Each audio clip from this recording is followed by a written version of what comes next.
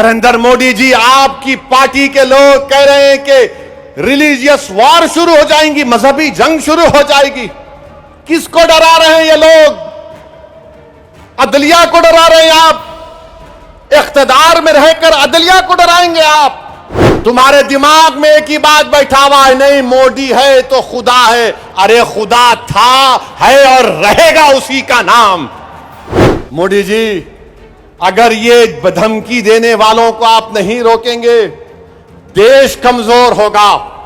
अब भारत का हिंदू भी जान चुका है कि वक्फ का कानून बनाए तो क्या मेरे को नौकरी मिलती।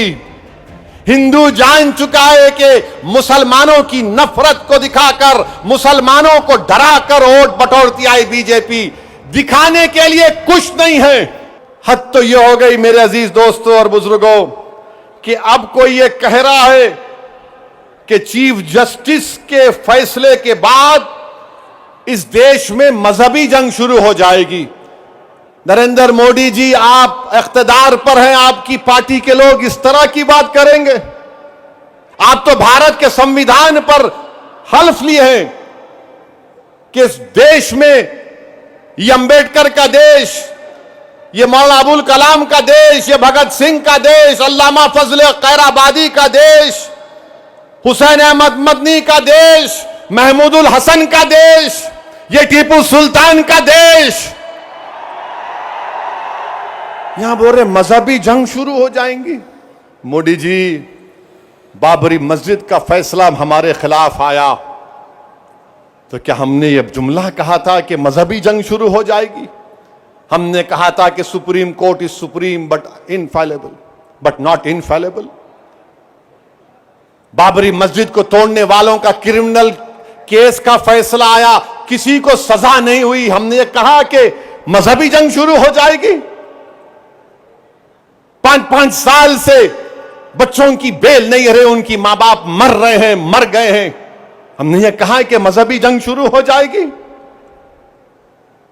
CAA का कानून है, हियरिंग नहीं होती। क्या हमने कहा कि मजहबी जंग शुरू हो जाएगी? UAPA में डालकर हमको सड़ाया जाता है कि हमने जुमला कहा कि मजहबी जंग शुरू हो जाएगी। नरेंद्र मोदी जी, आपकी पार्टी के लोग कह रहे हैं कि रिलीजियस वॉर शुरू हो जाएंगी, मजहबी जंग शुरू हो जाएगी। किसको डरा रहे हैं ये लोग? अदलिया को डरा रहे हैं आप। इख्तिदार में रहकर अदलिया को डराएंगे आप।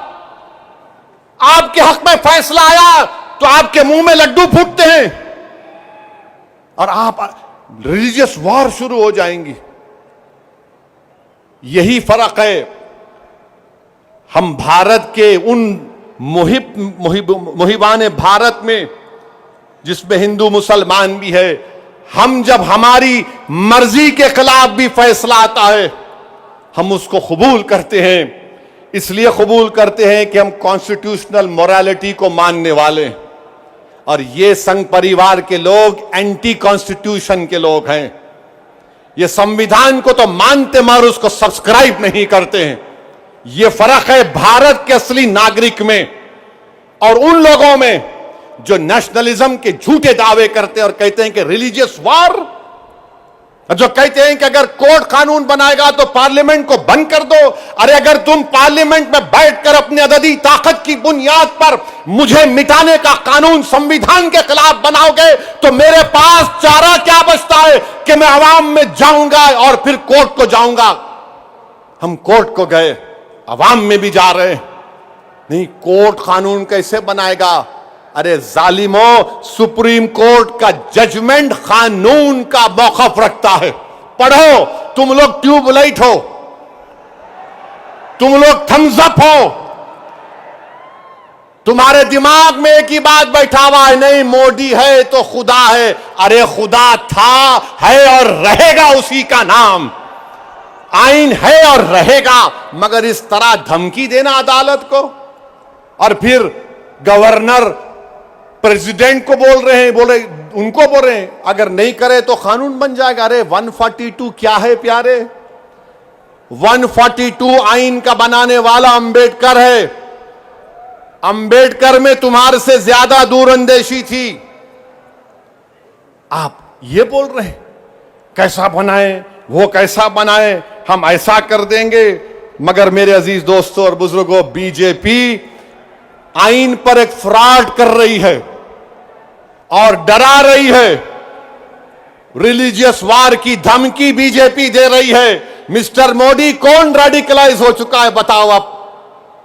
सत्ता में आप है, आपके लोग रेडिकलाइज हो चुके हैं, इतना रेडिकलाइज हो चुके हैं कि कोर्ट को धमकी दे रहे हैं, रिलीजियस वार हो जाएंगी। मोदी जी, अगर ये धमकी देने वालों को आप नहीं रोकेंगे, देश कमजोर होगा और देश कभी भी माफ नहीं करेगा। आज सत्ता इख्तिदार आपके पास है, कल नहीं रहेगा इंशाअल्लाह ताला, कल नहीं रहेगा इंशाअल्लाह ताला। अब भारत का हिंदू भी जान चुका है कि वक्फ का कानून बनाए तो क्या मेरे को नौकरी मिलती। हिंदू जान चुका है कि मुसलमानों की नफरत को दिखाकर, मुसलमानों को डराकर वोट बटोरती आई बीजेपी। दिखाने के लिए कुछ नहीं है। 4.5-5% नौजवानों में बेरोजगारी है, उनके बेरोजगारी को दूर करने का कोई प्रोग्राम नहीं, मगर सिर्फ मुसलमानों को नफरत का निशान बना दो। तो मैं हमारे हिंदू भाइयों से भी अपील कर रहा हूं, जो आपके एंडोमेंट बोर्ड के लिए अच्छा है वो हमारे लिए भी अच्छा होना चाहिए। जो सिख गुरुद्वारा प्रबंधक कमेटी के लिए अच्छा है वो हमारे लिए भी अच्छा होना चाहिए। हमारा मुतालबा सिर्फ यही है कि हम अपनी वक्फ की जायदादों की हिफाजत कर सकें। और ये लोग बोलते नहीं वो उन्होंने ऐसा कर रहे, आजकल मुझ पर भी उंगली उठा रहे।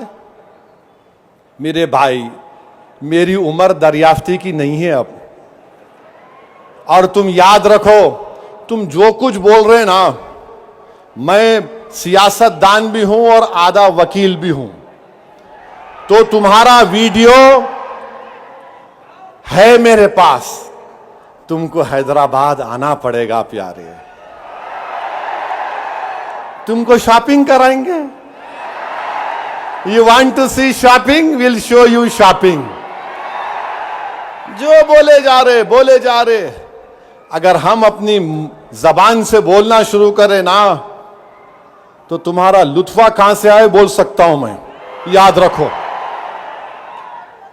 नरेंद्र मोदी जी, आपकी पार्टी के लोग कह रहे हैं कि रिलीजियस वॉर शुरू हो जाएंगी, मजहबी जंग शुरू हो जाएगी।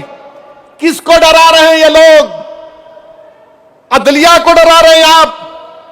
इख्तिदार में रहकर अदलिया को डराएंगे आप।